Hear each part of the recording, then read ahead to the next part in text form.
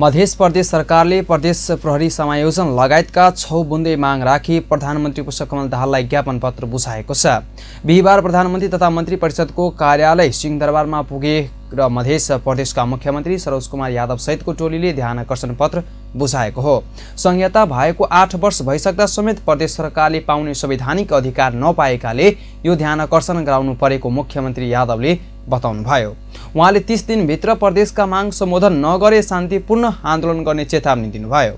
प्रदेश प्रहरी समायोजन सम्बन्ध संघीय निजामती सेवा ऐन सम्बन्धमा, सार्वजनिक जग्गाको प्रयोजनको सम्बन्धमा, गुठी जग्गाको सम्बन्धमा, अर्थ सम्बन्धी समस्या समाधान र अभियोजन सम्बन्धमा आधारित भई ज्ञापन पत्र बुझाइएको उहाँको भनाइ छ।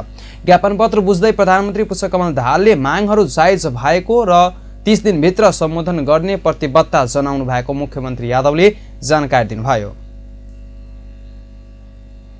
किनकि यो देशमा संघीयता भएको 8 वर्ष भइसक्यो, प्रदेश सरकारका गठन पनि भएका 6 वर्ष भइसक्यो, तर जुन हामीले अधिकार पाउनुपर्ने प्रदेश सरकारले संवैधानिक अधिकार त्यो अहिलेसम्म पाएका छैनौँ। त्यसै कारण हामीले एउटा सर्वसहमति 7 दलको उपस्थितिमा सम्पूर्ण माननीय मन्त्रीज्यू लगायत 6 बुँदे ध्यानकर्षण पत्र हामीले दियौँ कि यो 30 फेरि समय पनि दिएका छौँ 30 दिनको।